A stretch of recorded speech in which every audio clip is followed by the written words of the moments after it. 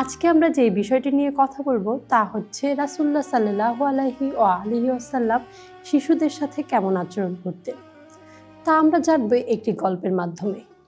চলুন গল্পে চলে যাওয়া যাক। একদিন মদিনার গলিতে কিছু শিশু খেলা করছিলেন।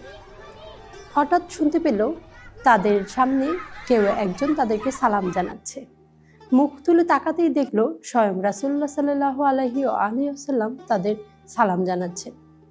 তারা রাসূলকে দেখে খুশিতে আত্মহারা হয়ে গেলেন এবং বলা শুরু করলো, ইয়া রাসূলুল্লাহ, আমরা শুনেছি আপনি শিশুদের অনেক ভালোবাসেন, আমরাও আপনাকে অনেক ভালোবাসি। আপনি কি আজকে আমাদের সাথে একটু খেলা করবেন? তখন রাসূলুল্লাহ সাল্লাল্লাহু আলাইহি সাল্লাম শিশুদের সাথে খেলায় মগ্ন হয়ে গেলেন। অন্যদিকে মসজিদে জামাতে নামাজ আদায় করার জন্য সাহাবারা রাসূলের অপেক্ষা করছিলেন। যখন তারা দেখলেন রাসূল সঠিক সময় পৌঁছাচ্ছে না, তখন তারা বেলাল রাদিয়াল্লাহু তাআলা আনহুকে রাসূলের খোঁজে পাঠালেন।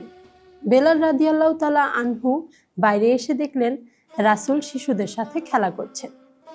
তিনি ভাবলেন হয়তো শিশুরা রাসূলকে বিরক্ত করছে। তিনি গেলেন এবং বাচ্চাদের ধমক দেওয়ার চেষ্টা করলেন। রাসূল তা বুঝতে পেরে বেলাল রাদিয়াল্লাহু তাআলাকে বললেন, বেলাল থামো এবং ঘরে গিয়ে কিছু খাবার নিয়ে আসো। তখন বেলাল রাদিয়াল্লাহু তাআলা রাসূলের কথা শুনে ঘরে গিয়ে কিছু আখরোট নিয়ে আসলেন।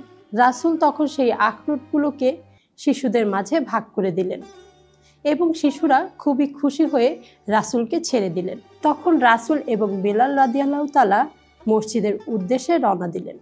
এই গল্প থেকে আমরা কি শিক্ষা নিতে পারি? শিশুদের মনে আঘাত দেওয়া উচিত না।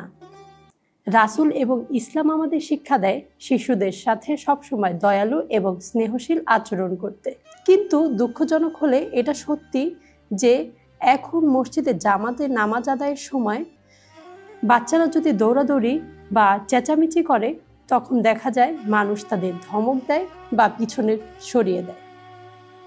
অনেক সময় এমন হয় যে তাদের সামনেই তাদের বাবা মাদের অপমান করা হয়। কিন্তু আসলে ইসলাম ও রাসূল আমাদের কি শিক্ষা দিয়েছেন? রাসূল এবং ইসলাম আমাদের সবসময় শিক্ষা দিয়েছেন শিশুদের মনে কখনো কষ্ট দেওয়া যাবে না, তাদের মনে আঘাত দেওয়া যাবে না, তাদের সাথে সবসময় সুন্দর আচরণ এবং স্নেহশীল আচরণ করতে। আজকে এই পর্যন্তই। কথা হবে অন্য কোনো পর্বে, অন্য কোনো নতুন বিষয় নিয়ে। খোদা হাফেজ।